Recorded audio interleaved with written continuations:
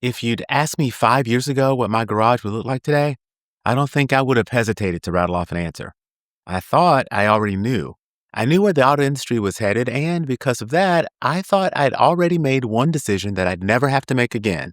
I knew what I'd be driving. I thought I'd left gas cars for good. Yet, somehow, there's still a gasoline car sitting in my garage, and that's not because electric cars failed me.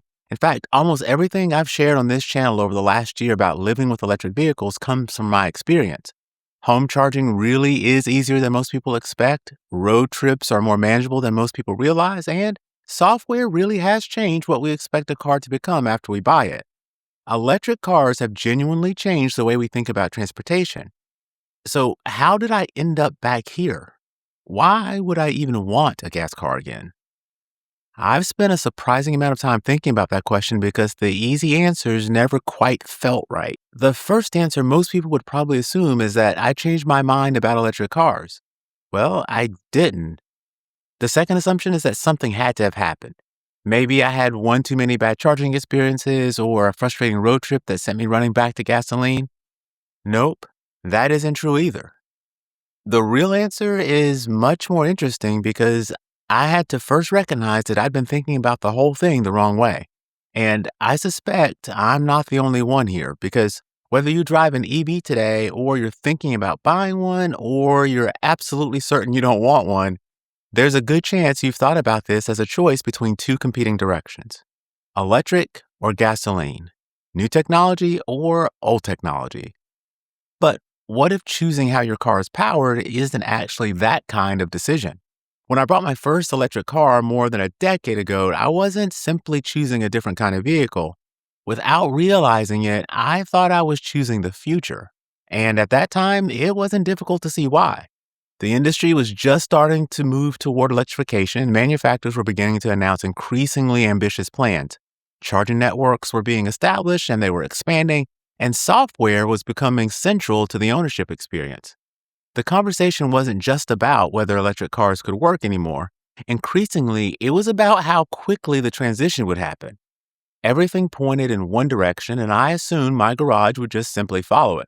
Looking back, I didn't realize that the direction of the industry and my own decisions didn't have to move in the same direction at the same pace. But that still doesn't explain the gasoline car. Because as time went on, I learned something else. I really enjoyed electric cars, and I still do. But I also realized that I missed something I hadn't expected to miss. I missed great engines and great transmissions. I missed the personality that comes from something mechanical doing exactly what it was designed to do. And that surprised me because I'd spent a lot of time thinking about all the things electric cars did better. They had instant torque, smooth power delivery, they were quiet, no waiting for a transmission to find the right gear. In many ways, removing the engine and transmission had solved things we'd spent a century trying to make better. And yet, somewhere along the way, I realized that some of the things that we'd been trying to engineer out of cars were also part of what I enjoyed about driving them. That doesn't make electric cars worse. It means the experiences are different. And there were other differences that started to matter too. My own ownership priorities evolved. I tend to keep special cars for a long time, but I also have a habit of selling cars that don't connect with me. When I buy something that I think might become a keeper, resale predictability matters a little less to me. But if I'm going to own it for a shorter period of time, I like having some idea what it's going to be worth when I'm ready to sell it. After experiencing some pretty significant depreciation with electric cars, that became part of my calculation too, along with the realization that I take a handful of longer trips each year to places where today's charging infrastructure still asks a little more of me than I'd like it to.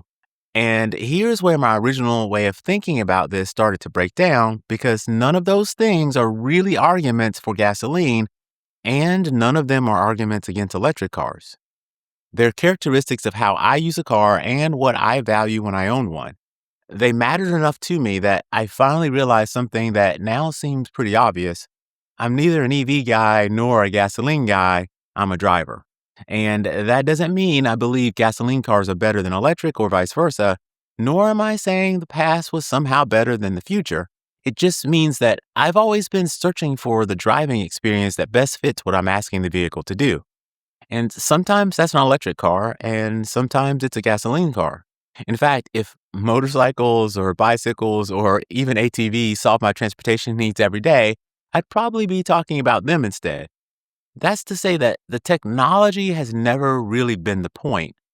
The point has always been the experience, and the experience matters. But once I realized that, something about the larger EV versus gasoline conversation started bothering me.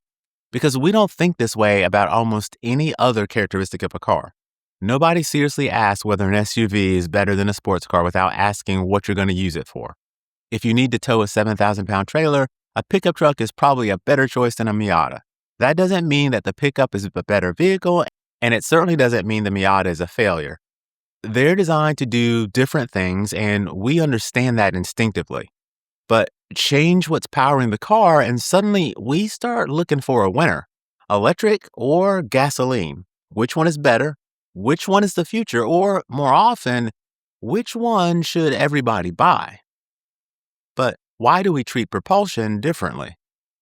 Maybe part of the answer is that for years we were told to think of electrification as a transition, and transitions have destinations.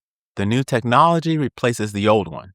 So every new EV, every new charging station, and every announcement from an automaker seemed like another step toward an obvious conclusion, except something interesting was starting to happen along the way.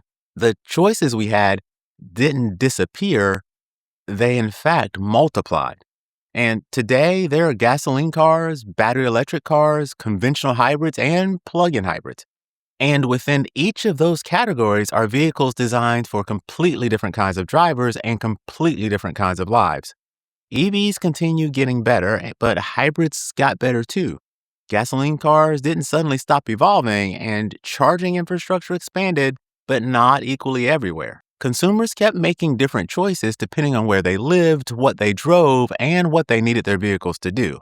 At first, you could look at all of that and conclude that we simply haven't figured out which technology is going to win yet. But I'm beginning to wonder if that's still the right way to think about it. Maybe there doesn't need to be a winner.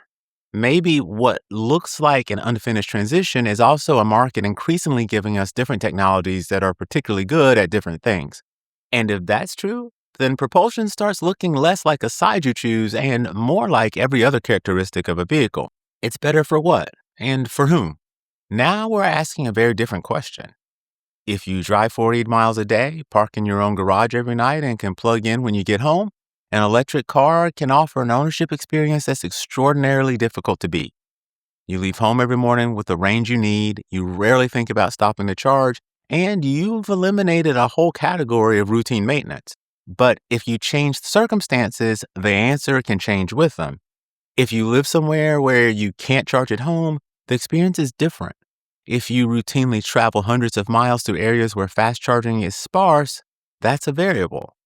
And if you tow, that's a big variable. If you change vehicles frequently and depreciation matters enormously to you, that's another variable. Or maybe you simply love the way a particular car feels when an engine is climbing through the rev range and the transmission drops a gear. That's a big variable too. None of those things prove that electric cars are better or worse. They tell you whether one might be better for you. And everyone weights those variables differently. That's the part I think gets lost when we start treating propulsion as an identity. Somewhere along the way, we've become surprisingly good at turning transportation into teams. You're an EV person or you're a gas car person, and once you've chosen one, you're expected to defend it. But I don't know that we have to, and once you stop trying to pick a winner, something else changes too. The answer isn't something somebody like me can give you. I can explain why home charging changes the ownership experience, and I can show you what happens to range when you drive faster. I can explain why different batteries want to be charged differently, or why the charging network your next EV uses may matter less than it did a few years ago. But I can't tell you how much you value the sound of an engine or whether stopping for 25 minutes on a road trip bothers you. Only you can decide whether you want to keep your next car for the next 2 years or 15, and I can't tell you whether any of those things will matter to you exactly the same way 5 years from now. Life changes, technology changes, and infrastructure changes along with your priorities. So the best answer today doesn't have to be the best answer forever. That's the part I had wrong. I thought buying an electric car meant I answered the question and made the final decision. What I realized is that there was never a reason for that decision to be permanent. So, yes, there's a gasoline car sitting in my garage again for now, and there will likely be another electric car sitting there someday. Honestly, I'd be surprised if there weren't, but I don't really think of either decision as going backward or forward anymore. They're simply different answers to the same question. What do I want this vehicle to do? I like electric cars. I like gasoline cars. I even like motorcycles. You have to decide what you like, what fits the way you drive, and what fits the way you live, and what trade offs you're willing to make. And that answer may change. Mine did, which is also why, after nearly 50 episodes of Wrench and Reason, I think I understand this channel a little differently than I did when I started it. We're not really here to tell you what to drive. We're here to help you understand what you're driving.